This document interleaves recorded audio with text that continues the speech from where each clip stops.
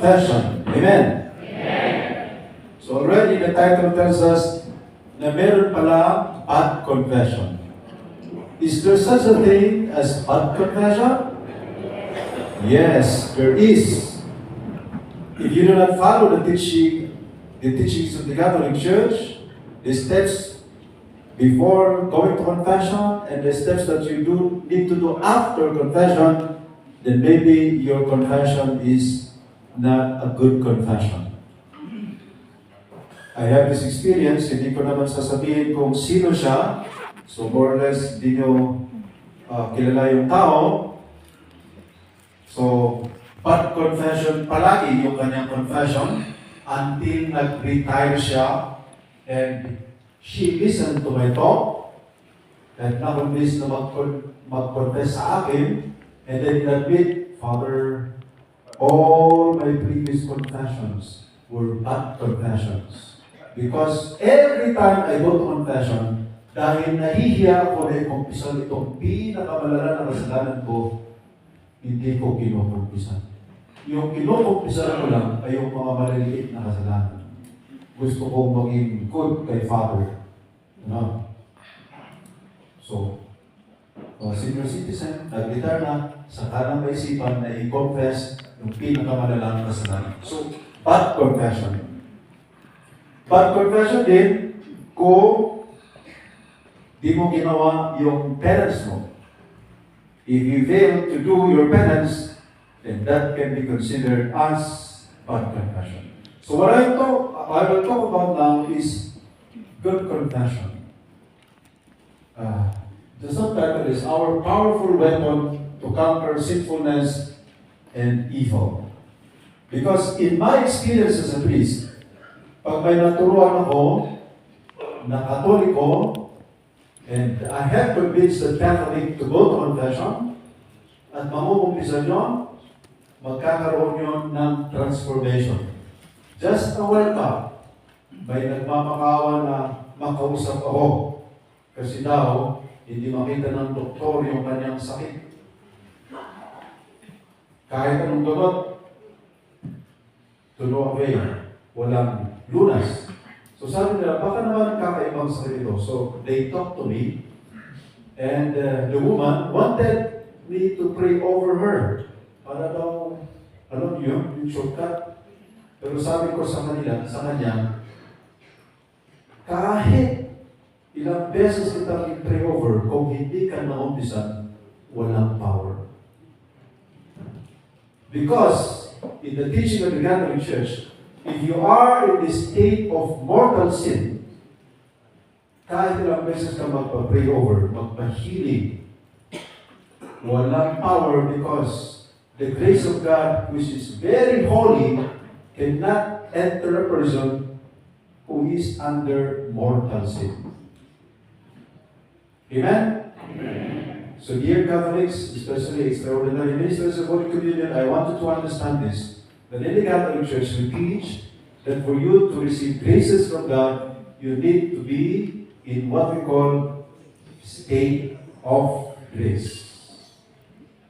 Let me share this experience. Merong kasama po ninyo ng taga-abatan, Casey din siya. Extraordinary minister of Holy Communion din siya. Ngayon, pero hindi noon. Biktima siya ng kulang. And luckily, in our local place here in the Cordillera, marami pa rin nagpa-practice ng gano'n. Sapo, black magic, or whatever. You may not know it, but in my ministry as a priest, ang dami. So, nabiktima siya during the pandemic, 2020. Kasi nagpatuloy siya ng store, natatalo na yung kabilang store, nagalit yung kabilang store, pinakulam siya, pinasapo, rinitwalan, malakas na ritual, nagkasakit siya, nagkamitap-mitap yung kanyang skin. Okay? That's how powerful the curse is. Some priests went, Father Kennard also went, and prayed over, anointed that person, but he forgot confession. Kaya no power. When I went and I came to know the story, I emphasized confession.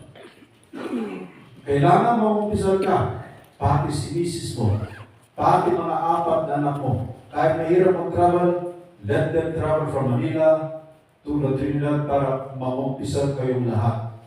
Kasi pag hindi, yung curse baka mag-transfer sa anak o sa asawa. Dapat protected lahat. And so, I taught them exactly what I am going to teach you, good confession, and they were convinced to confess. So lahat sila ng umpisa, and that's the time that I gave the extraordinary form of anointing of the sick. We pray over, and the prayer is curse. You know, after more or less 3 days, naging okay siya. That person is now serving in the parish of San Isidro, Labrador, as extraordinary minister of communion because of that miraculous experience. His name is Gilbert Camson. Maybe you know him because he is also KC in Abata. My point in this story is to convince you, brothers and sisters, that our Catholic sacrament of confession is very powerful. That's why I have placed here our powerful weapon to conquer sinfulness and evil. Yung pumunta sa akin kanina, sabi ko, may talk ako dun eh. Pwede makinig ka kina Brother Ray and Sister Jen, explain sa iyo yung confession, they will prepare you for confession, and ituturo sa iyo yung divine mercy so that you will know how powerful really confession is, and you will come to me for confession, and that's the only time that we will give you the anointing of the sick. So ganun po, brothers and sisters, good confession is very powerful. If it is indeed a good confession. And luckily, brothers and sisters, among the 7 sacraments, confession nowadays is a forgotten sacrament. Nakakalungkot, di ba? Even among us priests, I need to admit, medyo pagdating sa confession, medyo mahirap kasi on our part. Imagine, to listen to your sins. Medyo mabigat din sa amin. Kaya kumisan, kami mga pare, medyo pagdating sa confession, there is this little hesitation. Although we know in our conscience that we need to listen to your confessions, but still, on our part, it is really something heavy. Okay? But still, because confession is needed, we need to really listen to confessions. And I hope and I pray, as I always suggest, may babalik natin po, especially during Lent, and we are in Lent, may babalik sana natin yung kumpisalang bayan. Yung bang itong parish, they will schedule a recollection with confession. So that every parishioner will go and confess. They will invite other priests from neighboring parishes. So maganda pag per vicary ang gagawin. So every parishioner, especially leaders and servants in that parish, sana maumpisa. You know, if you do this in parishes, the parish will be blessed. Hello? Hi. Do you believe? Yes. We pray na sana in the future mangyari po ito. I have been suggesting this before. Sometimes we start, sometimes we don't. So sa akin, sa Kiyas, what I do is, ngayon, March 7, there will be a Lenten recollection, and while the recollection is ongoing, I invited priests to hear the confession of parishioners, Gibong members. My goal in this talk is to convince you, brothers and sisters, especially because you are members of the extraordinary ministry of communion, Holy Communion, to have your regular confession. It is a must. You are holding the body of Christ. You do not only receive the body of Christ, but you are distributing the body of Christ. if ordinary Catholics are required to confess before receiving communion, how much more kayo na extraordinary minister of Holy Communion? Yung ordinary Catholic na nire-require ng simbahan natin na pag isang mortal sin na, dapat mamumpisan muna bago magkomunyon. Bawal magkomunyon pag kahit isang mortal sin ay meron. I taught this in Kias. So in Kias, if ever parishioners are guilty of even just one mortal sin, they will come to me during communion, but they will do this. What they do in the US, indicating that for now, I will not receive communion because I am guilty of a mortal sin. I have not gone yet to confession. So, ibiyabas ko lang siya. Isa din yun na maganda. To make Catholics aware that to go to communion is not free for all. It is not for all. It is only for those Catholics who are, during the time of communion, under the state of grace. Pero dito, sa ating diocese, and I think all throughout the Philippines, kahit ilang mortal sin meron yan, dahil hindi na ipapaalala, ipila pa rin yan, mamumulyon pa rin yan. Kahit alam ng karamihan na si ganito ay may kabit, extraordinary minister of Holy Communion pa, so nakaka-iskandalo. Okay? So please, brothers and sisters, listen to this and you will understand that to be an extraordinary minister of Holy Communion is not easy. You need to always be in the state of grace. That's why you need to go to confession regularly. So may I ask you honestly, who among you are going to regular communion? Let us begin with once a month. Sino sa inyo ang once a month nagko-communion? Ay nagko-confess? Ito, wala. Itaas. Oh. So that alone tells us, brothers and sisters, that we need to take this seriously. We need to take this seriously. Alam niyo sabi ni Jesus, I think it is in his revelations to Saint Margaret Mary Alacoque, Sacred Heart of Jesus, that one of the thorns in the heart of Jesus, di ba? The Sacred Heart, my thorns. One of those thorns are Catholics who receive communion under the state of mortal sin. So every time that you go to confession, you are like adding thorn to the heart of Jesus. So that Jesus told Saint Margaret Mary Alacoque, please tell this priest, tell Catholics that every time they go to confession and receive Holy Communion under the state of mortal sin, they are as if crucifying me again. Hello? Amen. So, if you serve as extraordinary minister of Holy Communion under the state of mortal sin, this is what you do. Parang akala mo, you are serving the church, you are serving and loving Jesus Christ, but if you are in the state of mortal sin because you have not gone yet to confession, you are hurting the Lord. If we require confession for ordinary Catholics to receive before receiving communion, to go first to confession, dapat kayo din. So I hope that your parishes or in our diocese mismo, ma-organize talaga yung regular confession of you, extraordinary ministers of Holy Communion. Amen ba? Amen. So, this is my goal. Kung ma-achieve ko ito, yung goal na ito, to convince you to go first to Holy Communion, confession, especially pag may kasalanan ka na alam mo before you serve, then for me, this talk is successful. If you do not go to confession, and you have even just one mortal sin na unconfessed, those sins will control your lives. Walang grasya, walang nothing.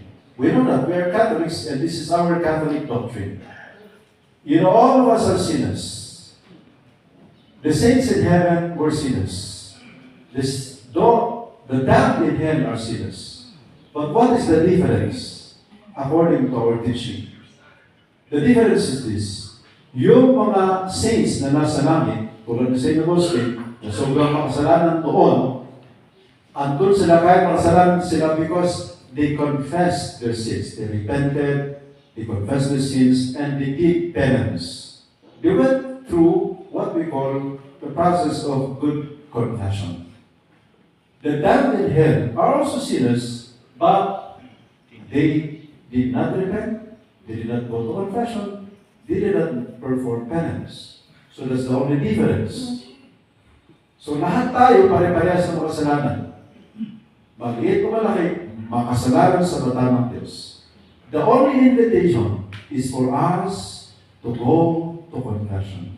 This is divine mercy. In divine mercy, Jesus revealed to St. Faustina Kowalska that no matter how great your sins are, kahit malala yung kasalanan mo, if you just repent and trust in the Lord and go to confession, you are clean. You are a saint. And if you die, never committing a mortal sin, you go to heaven. We have a new saint, Bartolo Longo, ex-satanista yun. The worst kind of sinner. Pero nagsisi siya. Through the rosary, through the intercession of the Blessed Virgin Mary. And now, naging saint siya. Bartolo Longo. And he is now among the patron saints of exorcists. So gano'n, magsisi ka, mangumpisal ka, banal ka na. So don't worry. Kung may bisyo ka, may kasalanan ka noon, iskandaloso ka noon, magsisi ka lang, mangumpisal ka, magbabantuan ka, wali kang mag-serve. Pero kung ipokrito ka, akala mo, di alam ng mga tao, di alam ng parishioner yung kasalanan mo, no, walang makakalusot. Amen? Amen. According to our canon law, canon 989, at least, ito yung pinaka-list, sa ordinary Catholic ito at least, you need to go to confession once a year, during Lent, especially so that you will receive communion during Easter. This is the old teaching. So, obligation to confess after reaching the age of discretion. All faithful Catholics are bound, they are required to confess serious or mortal sins at least once a year. Especially during Lent na, to prepare them to receive communion during Easter. So, yun ang sinasabi ko kanina. Yung mga ordinary Catholics, these are ordinary Catholics, not extraordinary ministers of Holy Communion, they are required to once a year go to confession. Canon law. Ang canon law, batas natin yan. Kami mga pari dapat sundin namin yan. So, ganun po, kaseryoso ang confession. Now I will talk about the necessity for extraordinary minister of Holy Communion to go to regular good confession, not bad confession. Hindi lang compliance sake, para lang makita ng mga tao na nakumpisal ka, kaya ka nakumpisal. No, but good confession. Non-Catholics, and even many Catholics, and this is sad for me kasi marami akong narinig na ganito in our different parishes, think negatively about confession. Confess directly to God. Why confess to a priest? So meron akong namit na Katoliko, ganyan sila mag-isip. Katoliko sila, pero yung isip nila, Protestante. Bakit ako mag-umpisal Father sa pare? Di ba, sabi sa Biblia, diretso mag-umpisal kay God. So this is their objection. Objection ng mga anti-Katoliko, and sometimes may mga Katoliko na affected na rin. Ganun na rin sila mag-isip. Meron doon sa Tiyas, ganyan mag-isip, pero kinonvince ko na maumpisa. Last time na may house blessing ako, umiiyak yung misis na pumunta sa akin. Sabi niya, Father Jeff, salamat. Nagbago na si Mister nung naumpisan sa'yo. So, gano'n. After na kinonvince ko na maumpisan, good confession, of course, advice, pieces of advice. So, kinumpisan yung mga ginagawang masasama, and I advised him not to repeat that, not to repeat those, kaya nagbago siya. So, this is the objection. Many are attacking the sacrament of confession. And sad to say, some Catholics are affected. So that some Catholics also think na no need to go to sacramental confession. But if you understand confession, kahit sinong pare, mangungumpisan ka talaga. Mapapakonfess ka talaga pag alam mo, pag naiintindihan mo kung ano ang confession. We have this story. Isang parishioner, ayaw mangumpisan sa parish priest. Kaya pumunta sa katedral. Di ba sa katedral may confession box? So pumasok sa confession box. Tapos binuksan yung window. Tapos wala. Ang nasa loob ay kanyang parish priest.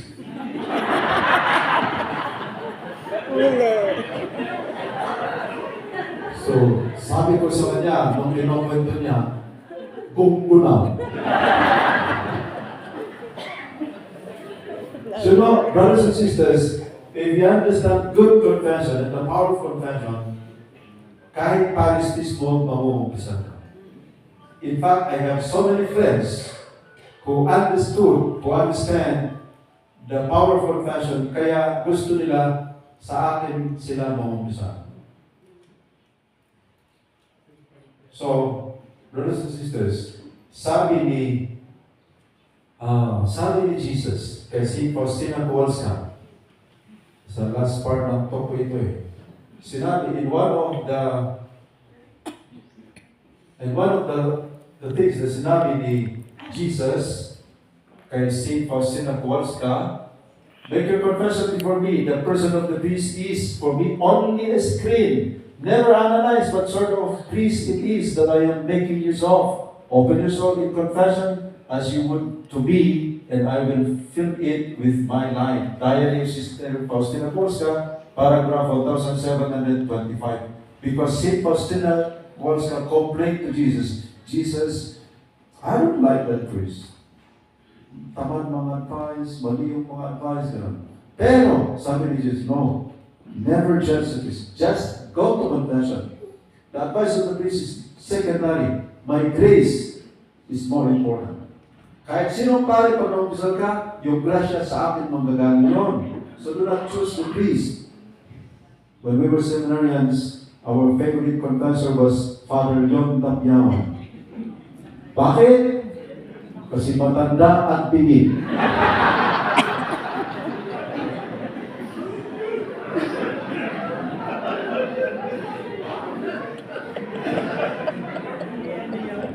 Pero dahil matanda at pingin, may disadvantage. Pag hindi niya narinig yung kasalanan mo, can you make it louder? Tapos pag sinigaw mo, narinig naman ng ibang seminarista. Gonggo na. So do not choose the priest. Maybe you choose a confessor. Some people ask that I be their confessor because I teach this one. Kaya sabi na, Father, ikaw na lang yung confessor ko. At least sa'yo, alam mo talaga kung ano ang confession.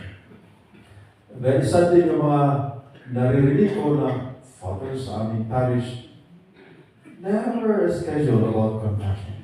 So paano ako mag-umpisa? Hindi naman ako nakakapunta sa town, sa cathedral. So let's pray na sana may mga okasyon na yung mga tao talaga mag-umpisa. So going back,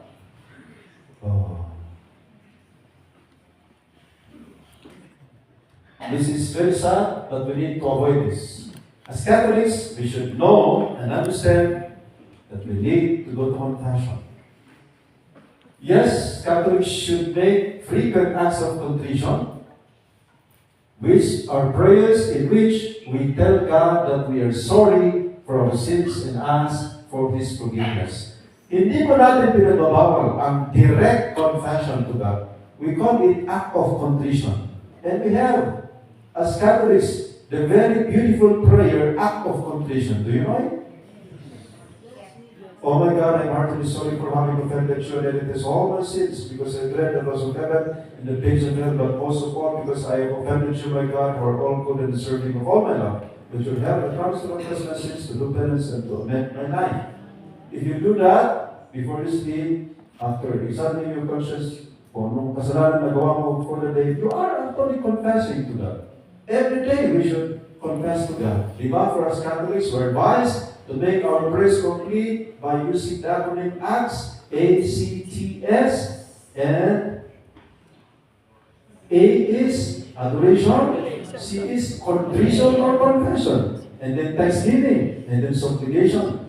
So we are actually praying and asking God to forgive us directly. So hindi po natin sinasabi na masama yun. We are actually encouraging that. But, brothers and sisters, this is not a sacrament of confession.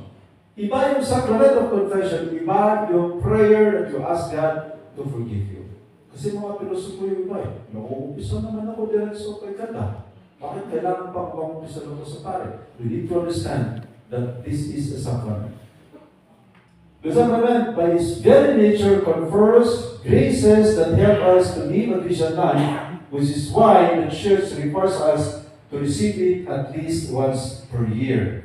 So yun yung kaibahan ng direct confession to God and going to the sacrament of confession. Because in the sacrament, graces are poured into our souls that is not available when we pray directly to God. Alam natin yan because we are Catholics. Moreover, it was instituted by Christ as the proper form for forgiveness of our sins. The proper form, the way for us to be forgiven as Catholics is through confession. Therefore, we should not only be willing to receive the sacrament, but should embrace it as a gift from a loving God. So dapat, hindi tayo natatakot mag-umpisa, kundi i-consider yung confession as a loving, merciful gift from God. So if the sacrament of confession is a gift from God, we should receive it. Di ba? Ganun ang gift. Kung may gift ka, tapos hindi mo ginamit, nasasayang.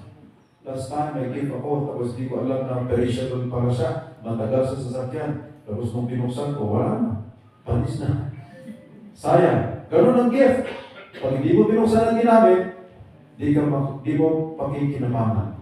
So sayang naman. The sacrament of confession is a gift from God to us, and yet we do not avail of it. Sayang. Names will let us now deepen our understanding of confession para mas ma-appreciate nyo bilang extraordinary ministers of Holy Communion. There are names of the sacrament with different emphasis. Confession is the most popular name because in the sacrament, we are to confess our sins. It stresses the action of the believer, of the Catholic in the sacrament, which is you confess your sins. To confess means to tell the priest of your sins. Kaya, confession ang pangalan kasi ang gagawin ng Katoliko, pupunta kay Father, i-confess, sasabihin, aaminin yung kanyang kasalanan. That's why it is called confession. Another name is reconciliation. This name stresses the action of God who uses the sacrament to reconcile us to Himself by restoring sanctifying grace in our souls, which was lost when we committed even just one mortal sin. So, pag nag-mortal sin ka, kahit isa lang na mortal sin, mawawala yung sanctifying grace. the presence, the dwelling presence of the Holy Spirit in our souls. So pag nawala yun, in the state of mortal sin ka. Until you go to confession, mangyayari yung reconciliation. The result of confession is reconciliation with God. Because you have sinned, you are made brought away from God, but through confession, you are reconciled with God. So, etong pangalan ng sakramento na ito emphasizes the result of confession, which is reconciliation with God. Another name, penance. Penance expresses the proper attitude with which the penitent, the one confessing should approach the sacrament. With sorrow for our sins, a desire to atone for them, and a firm resolve not to commit them again. So, eto po yung tatlo na gagawin natin para masabi natin na meron tayong penance. Again, sorrow for our sins. In my experience, ang daming nangungumpisa sa akin na parang yung bang ambush. Kaya kami mga pari, ayaw namin yung ambush na confession. Father, umpisa ka na. Mas, sabi lang, tinilis lang, Father. Kaya, walang penance. Wala yung sorrow for sins. Okay? Nagmamadali. Parang compliance lang talaga. And then desire to atone for them. That's part of penance. You need to atone. You need to perform things to show to God that you're serious. And most especially also, resolve not to commit them again. Brothers and sisters, this is very important in the sacrament of confession. This resolution not to commit the sin again. Kaya nga, sabi ng title natin, good confession is a powerful weapon against sinfulness, because if you make your confession serious and you have this real firm resolve not to commit them again, edi nagtago ka, di ba? Unluckily kasi, maraming nauumpisa na walang firm resolve not to commit the sin again. Yun yung mahirap. Kaya dapat talaga, meron itong penance. Meron itong resolution not to commit the sin again. Kaya marami akong kakilala na nagbago dahil sa good confession. Other meaning, other names less commonly used but also are meaningful. Confession is also named Sacrament of Conversion because of what I have explained earlier. Kasi yung Katoliko na seryoso na nagko-confess, nagko-convert, there is change from a life of sinfulness to a life of holiness. Another name, Sacrament of Forgiveness. Because in confession, you really are forgiven of your sins. Question po about these names? Sige po. Pagka sumasakay ka sa sasakyan, sa jeep o anywhere, pag hindi mo naman sinasadya, pagsakay ka sa jeep o anywhere, meron nakasakay dito na babae. So, hindi mo may kawasan na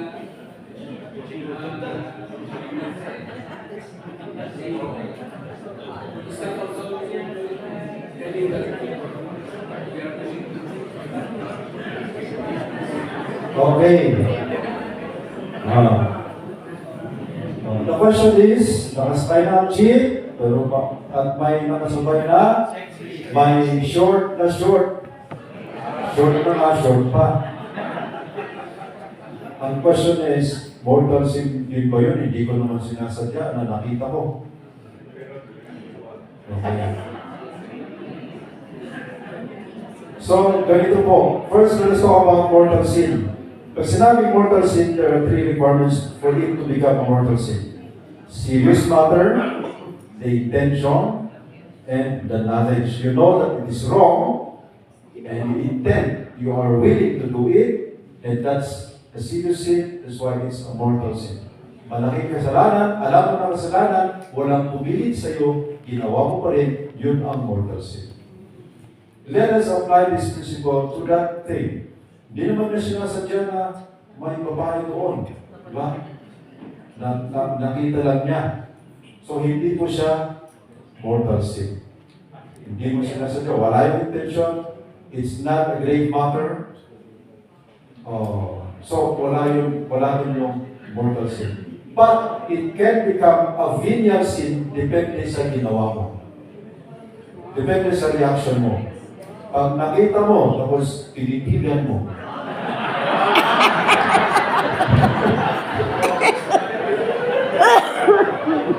Pero pag accidentally na nakita mo and you try to avoid, iba yun. Okay? Or, nung nakita mo ba and you close your eyes, you entertain, iba din yun. That's why we can see in our thoughts, in our mind, our words, our actions, And that's the way of the devil to tempt us. Yesterday was the temptation of Jesus. The devil tempts us by implanting in our minds pleasurable things so that you will act according to that pleasurable thing. Kaya powerful ang rosary to fight temptation because when you pray the rosary, you meditate on the holy events in the lives of our Lord Jesus Christ.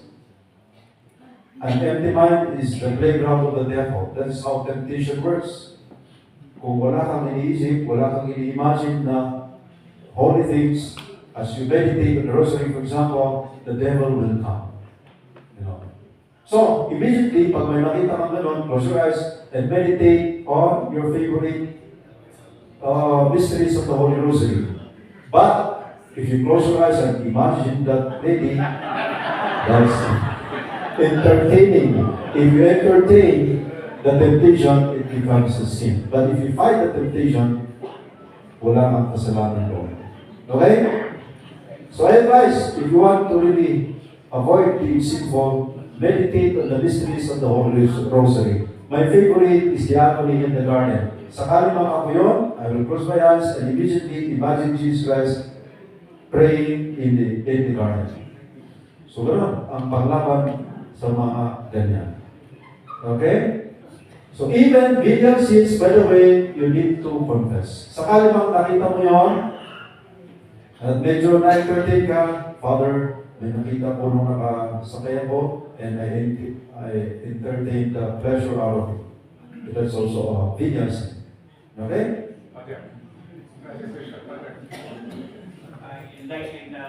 Sa lahat ng minister, especially sa lahat ng simbahan, hindi nakasuot ng ganito, Father. Di ba, Father? Siyempre, alam ka naman, hindi pikit yung magano. Hindi, bigay kayo, baka iba baka hindi sa puranga niya, Father.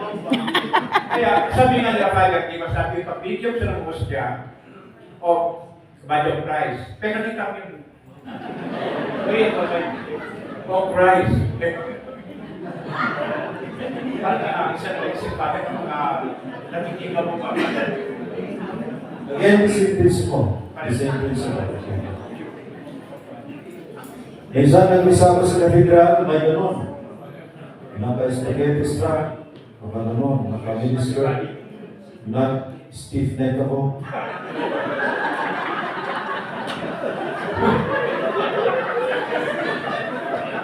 Dahil nakaupo sa doon, palagi akong nakatingin doon. The Lord be with you. The point is, mga babae kasi in parishes, dapat may mga announcement na gano'n. Code red. Kalapal, show, gano'n. Last po, because I need to go on with the talk.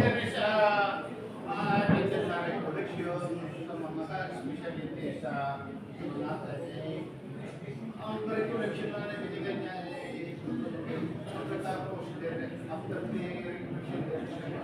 But between the after the recollection, The father said that it's a general absolution. But how about that matter? Okay. General absolution, ganito po ang general absolution. We should not abuse general absolution because general absolution should be used in emergency cases. Okay? Ganun po yun. Kung saan lang, pag suddenly may gera, walang time na mampisan yung mga parishioners, give them the general absolution. Pero pag mismo na, dapat pa rin mampisan. That's the requirement. Okay? So, hindi siya, It's the desire of the parish priest to give the general absolution, Father. kaya nga, the point is, yung turo sa amin, we should never abuse that general absolution. Okay? It can only be used during emergency cases, especially in the nature of death. Yun nga, siguro dito, or tsunami, or giyera. And the requirement is, okay, na general solution, but when everything is okay, you need to schedule confession for it. So parehas mauumpisa din eh. Parang nauna lang yung absolution. Di ba, paghuli dapat yung absolution. You first confess your sins, do your prayer of contrition, and then absolution. Dahil emergency, nauna yung absolution, but it does not mean na hindi ka na mauumpisa. Nauna lang yung absolution because it's emergency case, but later on, you need To to go to confession. Okay? Let me continue. So the purpose of confession is to reconcile man to God. Requirements for a valid confession. Eto na. 3 things are required of a penitent in order to receive the sacrament worthily and meaningfully. So tatlo po ang requirement, sabi ng ating simbahan. Number 1, contrition. The penitent, you, Catholics, must be contrite, sincerely sorry for your sins. So yun ang meaning ng contrition. You cannot go to confession if in your heart you are not really sorry. Magiging bad confession siya. Kaya maraming Katoliko ang hindi na-baptized, nakaka-experience ng miracles, answered prayers, because their confession is a bad confession, because they fail to do this first requirement, which is really repentance. You really are sorry. You really are sad sa kasalanan mo. You know, kaming mga pare, alam namin kung yung tao ay sincere sa kanyang confession. Kasi ramdam mo naman, di ba? Kami mga pare, may pakiramdam din kami. Kahit inuuto nyo kami, alam namin. Di ba? For example, I have this experience. In one parish, I was invited to talk about this. And I talk about this contrition na alam mo kung yung isang tao ay nagsisisi kasi kung minsan umiiyak yan eh. Tapos may pumunta sa akin. So, nagdrama, nag-iyak-iyak, kunwari umiiyak. Pero ramdam ko at kita-kita ko, alam ko na kunwari lang yun. Kaya siya natatawa ko. So, yung gano'n. So, you cannot fake this. God knows this. This is very important. So, yung mga tao, if ever you have this contrition, doon pa lang sa contrition, something already is happening to your soul. Because you are sincerely repenting. Di ba? That's why examination of conscience using the 10 sacraments, the 5 tenets of the church, the 7 capital sins, or the beatitudes, these things help. Kaya dapat gawin nyo yun. Before you go to confession, you need to examine your conscience. How do you examine your conscience? The popular way is to use the 10 commandments. Kaya dapat basahin nyo din as extraordinary minister of Holy Communion yung teachings in the Catechism of the Catholic Church. Because if you do not know the 10 commandments of God, how do you know that you went against it, that you disobeyed God? Kailangan alam mo yung pilit para alam mo kung sinuwan mo yun o hindi. Di ba? First commandment, I am the Lord God, you shall have no other gods besides me. And according to the explanation of our Catholic Church, once you perform occult practices like pagpapatubo, we have sinned against the first commandment. Maraming Katoliko ang guilty nito, pero di nila alam kasi di nila alam din yung first commandment. So you need to understand the commandment of God according to our catechism of the Catholic Church. Commandment number 2, do not use the name of God in vain.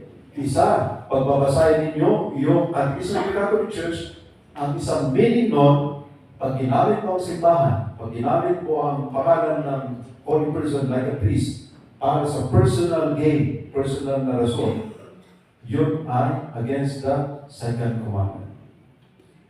Do not use anything that is holy, anything that pertains to religion, anything that is connected to the church for other purposes, like money making.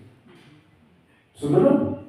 Maraming guilty doon, di nila alam kasi di nila naintindihan yung second commandment. Third commandment, keep holy the Sabbath day.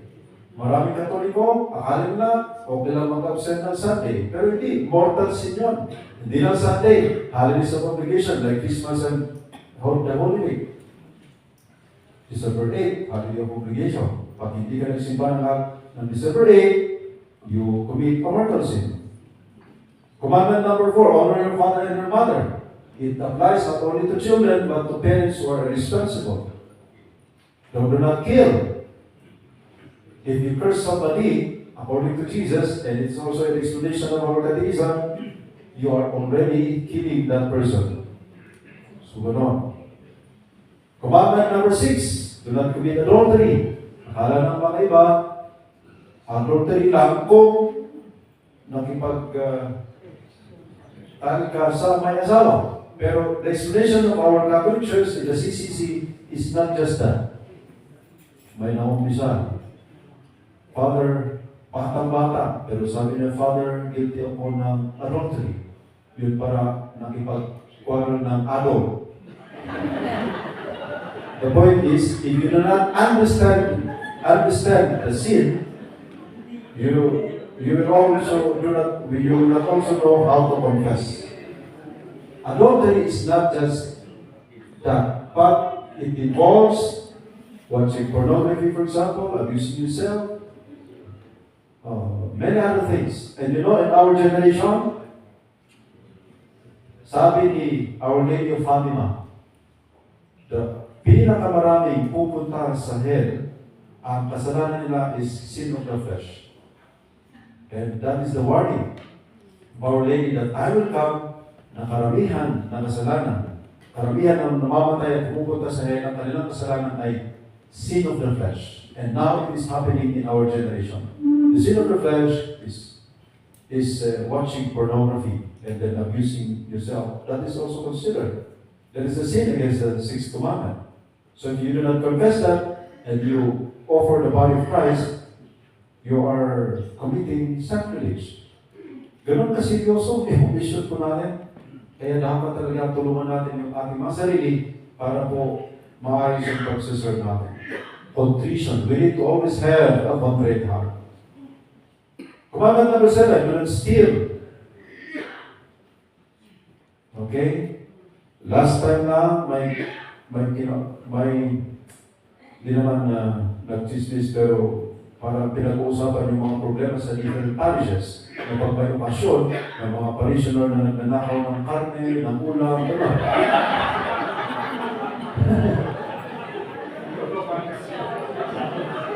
Well, nalituhod ng kisili. Philippine. Silupin.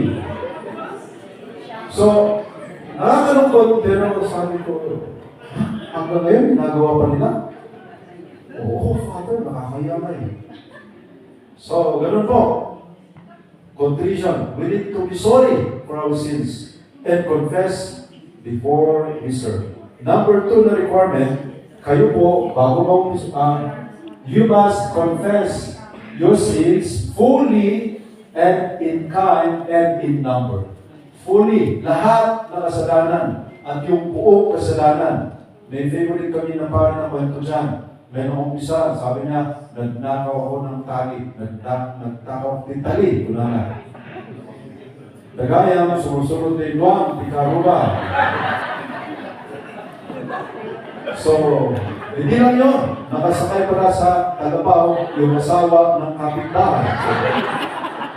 Pag sinabing confess the full sin, lahat-lahat aminin. Ito yung ginagawa nyo kasi dahil nahihiya kayo, di nyo dinedireso yung kasalanan. Dapat, nakakahiya naman talaga. Pero dapat, para meaningful yung confession mo, sabi dito, you must confess the full sin. Hindi mo palitan yung pangalan. Dapat, kung ano yung kasalanan, yun na yun. Okay, you remember the story about a mayor? Palaging nagkukulit ng adultery. Kaya nag-suggest na, Father, pwede bang code na lang? So sabi niya, sige. So nahulog sa tulay, ano. So pag nahulog isa kay Paris Chris, Father, nahulog na naman ako sa tulay. Ano ba yan? Bakit ganyan to? Ganun na gano'n. So napalitan yung Paris Chris. Nangumpisa si Mayor. Kaya nagtaka yung Paris Chris. Bakit nahukulog yung Mayor dito sa tulay na yan? So inanas niya during Mass. Dear parishioners, sana naman magtulungan kayo para ayusin ninyo kung saan ang tulay na yan. Bakit marami sa inyo ang nahuhulog sa tulay na yan? Si Mayor nahulog. Si Mrs. niya nahulog. Si mga ganito nahulog. So the point of the story is, sabi dito, kahit nakakaya, mention the sin. Because in my experience, may mga namumumpisa na dahil nakakaya yung confession nila, panigoy-igoy pa sila. Lalo na po yung mga babae, sorry po Pag pumupunta yung mga babae, Father, please, ako kami. Kung muna, sangit-sangit na pa. Gusto nga ibalagin ko, Mrs. Kumpisar mo, baso mo, at nabaso ng kamay mo. Hindi, totoo po ito. Sasabi dito, confess your sins fully, in kind, and in number. Ibig sabihin ng in number, ilang beses mo ginawa yun. Okay? Ganun po ang good confession. Huwag paligoy-ligoy. Mention mo yung kasalanan, the name, the real name, huwag code, huwag paligoy-ligoy, tapos ilang beses mong ginawa yun. Okay? What kind of sin yun? Fully, kind, and number. Kailangan mo yun. Number 3, you must be willing to do penance and make amends for your sins. Ang ibig sabihin naman neto, after you go to confession, you must do something. Kaya kami mga pare, naturuan kami na kung ganito yung kasalanan, bibigyan namin ng penance na gano'n. Para yung tao, matulungan namin na magbago buhay. Okay? For example, may naumpisa lang sa amin noon na sobrang nagalit, nag-away sa kaibigan. So ang isa sa mga parents na binigay ko is to humble, that she should humble herself, go and reconcile, talk to that person, her friend, so that they will be reconciled. Dapat siya yung mag-initiate.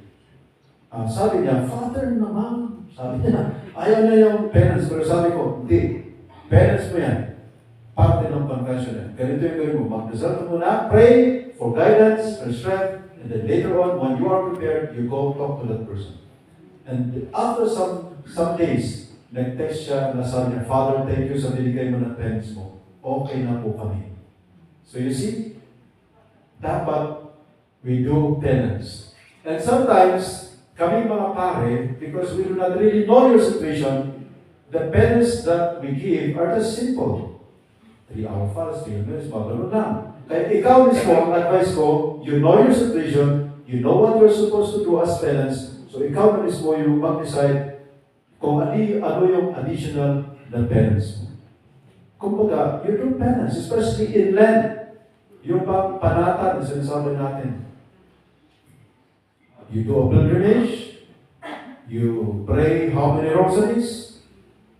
You donate or make good actions this Lent as part of your confession. So yun po, yung mga requirements. While Catholics are only required to go to confession when they're aware that they have committed a mortal sin, the Church urges the faithful to take advantage of the sacrament often. Especially kayo nga na lay Eucharistic minister or extraordinary minister of Holy Communion. A good rule of thumb for extraordinary minister of Holy Communion is to go once per month. Kung kaya sana. Okay? Kaya sabihin natin na wala kang mortal sin, but because of your sublime, napaka-banal, napaka-importante na misyon sa simbahan sa parokya, dapat sa parokya, kayo yung pinaka-banal. Amen? Kaya tingnan mo yung mukha ng katabi mo kung banal yan.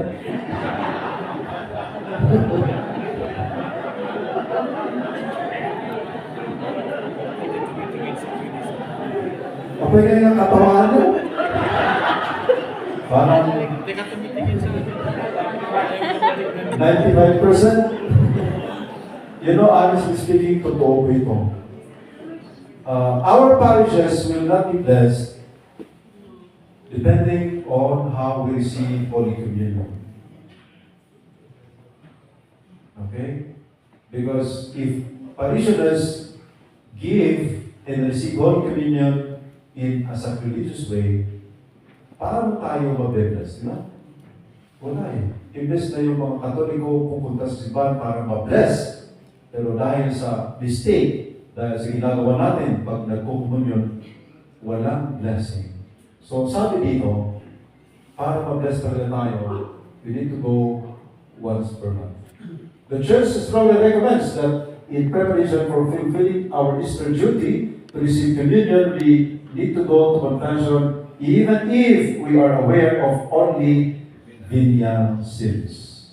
Kahit venial sins lang, dapat ikumpisa. Especially during Lent in preparation for Easter. The Church especially urges the faithful to receive the sacrament of confession frequently during Lent to help them in their spiritual preparation for Easter. Kaya timing, maganda yung timing natin kasi ngayon ay Lent and you are to confess mamayang hapon. In summary, I have these 6 hours for good confession. Before you go to confession, you need to have this first hour versus review, which is actually examination of conscience, using not the 10 Commandments, 5 tenets of the Church, the Beatitudes, 7 capital sins, pride, lust, anger, greed, gluttony, envy, sloth, yung mga ganon. You try to see whether or not you are guilty of the sins. So review, this is very important. Number 2, remorse. Yung magsisi ka talaga sa kasalanan mo. Penance. Yung contrition na sinasabi natin. You need to have a contrite heart. Talagang puso, kaluluwa na nagsisisi dahil sa kasalanan mo. And another R is resolution. Before you go to confession, plan on how you change, how you will change your life after you confess. Parang New Year's resolution. Dapat ngayong Lent, meron tayong Lenten resolution. Meron na ba kayong Lenten resolution? Yung mga iiwasan ninyo during Lent? Sabi ng CBCP, iwas sa sobrang social media.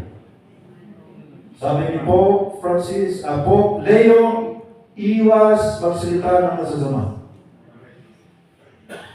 Yun yung sakit yata ng mundo ngayon. Social media and harsh words. Kaya sabi ni Pope Francis, during this Lent, 2026, please refrain from uttering harsh words, especially at home.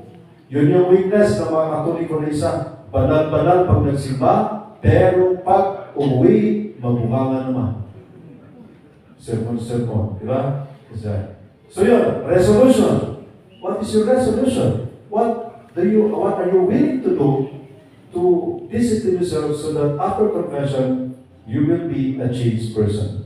7 minutes more. And then you go to confession as usual. I hope you know how to confess, ha? Maraming mga Katoliko, di alam mo umpisan. Go to the priest, bless me, Father, for I have sinned against God and against man, following the example of the prodigal son. And then tell the priest when was your last confession. It's very important for the priest to know how to advise you. And then tell the sins according to what we have said. Tell the priest your sins, confess your sins. And then after you told everything, include also saying, and the sins that may have escaped my memory. Yung mga kasalanan na baka meron ako ay di ko lang paalala. So that those sins too may be included. And when you remember, then confess that in the future. And listen to the advice of the priest. And then you need to tell or recite or pray the act of contrition. Please, brothers and sisters, sometimes napapatagal or hindi smooth yung confession because some Catholics do not know the act of contrition. Please know the act of contrition. If you have not memorized it, at least may kopya ka sa cellphone mo or may papel ka man lang dyan. Kasi some experience of mine is naumpisa and when I said, please pray the act of contrition. Tapos sasabihin ko, Father, ano po yun? Kung ano pera? Babalin ko at ang martigyon kayo. So, ganun po, please have a copy of the act of contrition, and then you recite the act of contrition, pray the act of contrition prayer, and then we will give the absolution. Then make the sign of the cross, and then the dismissal will be seen over. And after the confession, you need to also do other three R's. Reformation, magbagong buhay ka. Renunciation, talikuran mo si Satanas, talikuran ang dapat talikuran na barkada, kasama mo na makasalanan. Go away from sin. That's the point. Go away from sinful structures. Alisin mo yung mga na-download mo na hindi ka nais-nais panoorin. Okay? Or, alisin mo na lang yung wifi mo. Ano siguro? Renunciation. And then, reparation. Restore, be reconciled with that friend. Whatever it is that was destroyed because of your sin, try to repair, try to change, try to renew yung bagay na yun. If ever you sin against your wife, then do something to make the relationship good again. So ito po, yung 6 hours before and after confession. Some biblical texts regarding confession, James 5:16, therefore confess your sins to each other and pray for each other so that you may be healed. The prayer of a righteous person is powerful and effective. Kaming mga pari, if you go for anointing of the sick, we read this, and that's why we listen to the confession of the sick person. 1 Timothy 6:12, fight the good fight of the faith. Take hold of the eternal life to which you were called when you made your good confession in the presence of many witnesses. Of course, confession here is not really confession of sins, but it is also related if we come to know the tradition of the church, that during the early times, confession was public. Gusto niyo balik natin yan? Isa-isa kayo, kayo dito, tapos sasabihin ninyo yung mga kasalanan ninyo. Ganun noon is a public confession. Mark 1:5. The whole Judean countryside and all the people of Jerusalem went out to him confessing their sins. They were baptized by him in the Jordan River. And many other things. The requirement to be forgiven in confession according to the Bible, you need to forgive. Brothers and sisters, some observation for in the parishes, sometimes parishioners, servant leaders are serving, But if they are full of anger, unforgiveness, resentment in their hearts, mabigat, mahirap. And so it implies that as extraordinary ministers of Holy Communion, dapat you also know how to forgive. Mahirap naman yung magpapakomunyon ka tapos may kaaway ka. And this is one of the sad things that I heard, na may mga parishioner na ayaw magkomunyon kay ganito kasi wala eh. So you need to really be reconciled with your parishioners. Forgiveness. When it's time to pray, forgive if you have anything against any, that your Father also who is in heaven may forgive you your sins. Many other texts in the Bible. Now, our Father, and forgive us our trespasses, as we forgive those who trespass against us. Among the spiritual works of mercy, 7, among them is forgive wrongs willingly. We are in Lent, and we are asked to do the 3 pillars of Lent. Magdasal ka, mag-ayuno ka, pray and fast. But you're praying and fasting like Jesus Christ, who prayed and fasted for 40 days and 40 nights to prepare himself to do his mission, thanksgiving, his mission of mercy. Ganon din po sana tayo. We need to do these 7 spiritual and corporal works of mercy, and among them na dapat gawin natin during this Lent is really to forgive those who have wronged us. Especially that you are in front of other parishioners. Lastly, some thoughts about confession from the devotion of Divine Mercy, particularly in the diary of Sister Faustina Kowalska. When you go to confession to this fount of mercy, the blood and water which came forth from my heart always flows down upon your soul. So Jesus is asking us to always go to confession. Actually, the white rays represent the sacrament of cleansing, which are confession and, of course, baptism. When we were baptized, we were forgiven of original sin and current actual sins. In the tribunal of mercy, sabi ni Jesus, confession is a tribunal of mercy. Tribunal. Mapakawan kayo sa'yo. You will be forgiven in this sacrament. The sacrament of reconciliation or confession, the greatest miracles take place and are incessantly repeated. Here, the misery of the soul meets the God of mercy. Diary 16:02. So in confession, the miserable soul meets the God of mercy. So if you want to meet the God of mercy, meet that God of mercy in the sacrament of mercy, which is confession. Alam niyo, ito yung magandang experience ko. Kaya kahit nakakapagod mag-confess, papakonfess pa rin ako. In Kias, we have first Friday, first Saturday vigil. And in that vigil, I always stay at the back of the church waiting for the youth to confess. One time, we had a vigil in Paklan. Tapos may namumpisan. Tapos the next vigil, pumunta yung youth, Father, thank you at namumpisan ako sa iyo last month. Alam niyo po, kung hindi ako namumpisan sa inyo, baka wala na ako ngayon. I was planning to commit suicide during that time. But because of your advice during that confession, hindi ko po tinuloy. Thank you, Father, sabi. This is a real experience of mine.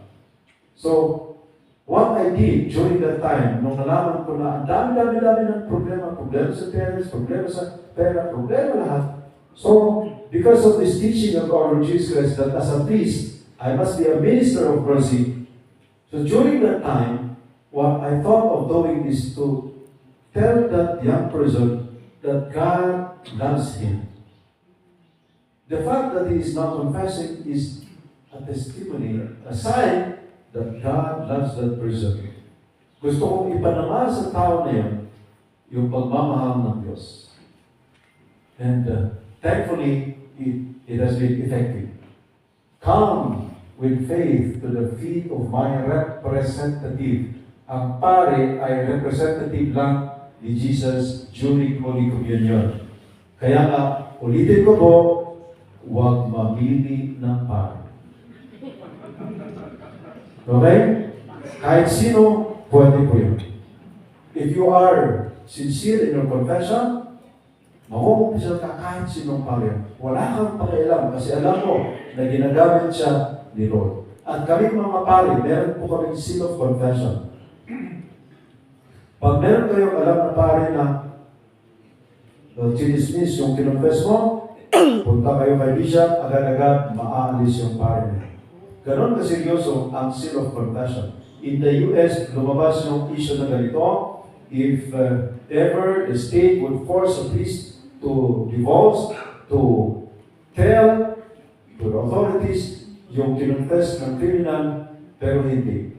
Over our dead bodies. Sabi ng mga pare doon sa United States, hindi pwede yun. Okay? So do not worry. O, anong binilita? Pasbasok yun. Ipatan niya. Si Father Joey ang nagsabi nun. Kung ano may memories na tabasok mo. I myself am waiting there for you. I am only hidden, but please let myself act in your soul. Diary 16:02.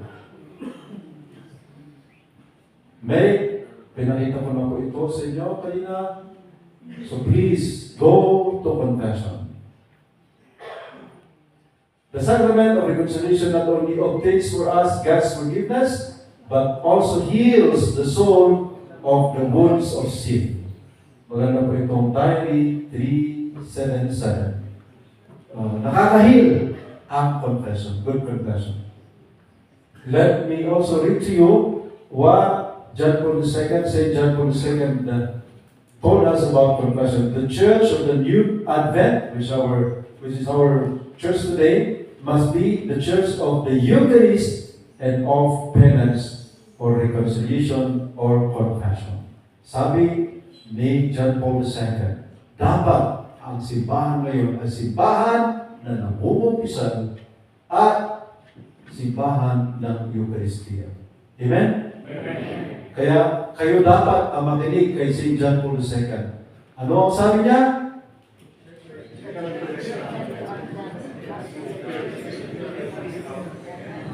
And this can happen through you, brothers and sisters, who are extraordinary ministers of Holy Communion. One last call. On that day, the very depths of my tender mercy are open. I pour out a whole ocean of graces upon those souls who approach the fount of my mercy. The soul that will go to confession and receive Holy Communion shall obtain complete forgiveness of sins and punishment. On that day, all the divine floodgates through which graces flow are open. Jesus is talking here about the Feast of Divine Mercy, which will be on the second Sunday of Easter, which will be this time, I think, April 12? April 12. So, ganun po. Ang requirement, one of them, confession. Jesus really, through this devotion, is reminding us about the power of confession. Because we are in Lent, let me share with you my two last words. I will borrow the words of Father Nick Rodriguez. Nick Rodriguez is the canon lawyer in the Diocese of Tarlac. Sabi niya, lahat po tayo, we need to become mercified, mercifiers. Pakiulit? Mercified. Ang ibig sabihin ng mercified, mercifiers is yung mercified, you have experienced the mercy of God. That is me. I know this now because I have so many experiences of the mercy of God. And one of them, of course, is confession. Okay? Because in confession, somebody says, we experience the mercy of God. We are forgiven, we are cleansed, we are seen, we are restored in confession. So yun ang ibig sabihin ng mercify. God is a God of mercy. And so Jesus asked us to be merciful as the Heavenly Father is merciful. Luke 6:36. That is our duty. That is our mission. You giving communion to these people, that is being merciful. But first, we need to become mercified. You need to receive. You need to experience. You need to encounter the mercy of God first, so that you can also become merciful. Sabi ni Benedict XVI, being a Christian is not a product of a lofty idea or an ethical choice, but rather an effect of an encounter with a person, an event, which gives life a new horizon and a decisive direction. The meaning is, the power word there is encounter. If you encounter the merciful God, in confession, for example, and you are changed, then you can also be used as an instrument for others to be mercified. Mercifier means, through you, giving communion, or giving other things, doing other things in the parish, mararanasan sana ng mga ibang tao yung awa ng Diyos. Sana po, wish ko, maging ganun po kayo. That you become mercified, mercifiers. Amen. Glory be to the Father, and to the Son, and to the Holy Spirit, as it was in the beginning, is now, and ever shall be, world without end. Amen. Thank you, Father Jeff. Father Jeff is already headed the pastoral affair, leader for pastoral affair. So the programs in the diocese so that the ay pataray. So